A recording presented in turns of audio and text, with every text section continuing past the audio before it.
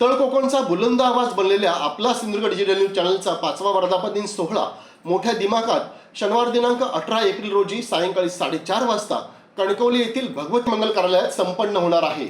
मागील 5 वर्षात वस्तुनिष्ठ आणि विश्वासार्ह बातम्यांनी समाज मनात आपला सिंधुदुर्ग डिजिटल न्यूजने अल्पावधीतच ठसा उमटवला आहे। 5व्या वर्धापन दिनानिमित्त पुरस्कार वितरण सोहळा आयोजित करण्यात आला असून समाजातील विविध क्षेत्रातील उल्लेखनीय कार्य करणाऱ्या मान्यवरांना पुरस्कार देऊन सन्मानित करण्यात येणार आहे।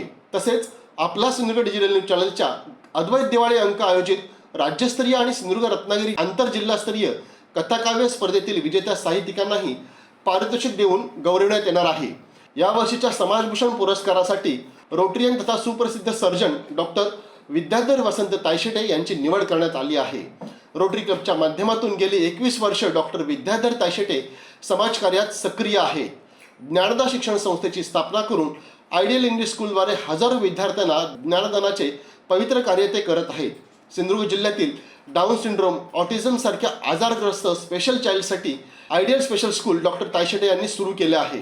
DFC डॉक्टर्स फ्रायडे क्लब सारख्या संस्थांच्या माध्यमातून सिंधुदुर्ग जिल्ह्यातील डॉक्टरांचे संघटन करतानाच देहदान अवयवदान चळवळीचे डॉक्टर तायशेटे हे सिंधुदुर्ग जिल्हा समन्वयक सुद्धा आहेत। स्वतः रक्तदाते असलेल्या डॉक्टर तायशेटे यांनी रक्तदानाची सिल्वर जुबली पूर्ण करताना रक्तदान हेच जीवदान हा सामाजिक संदेश स्वकृतीतून दिला आहे।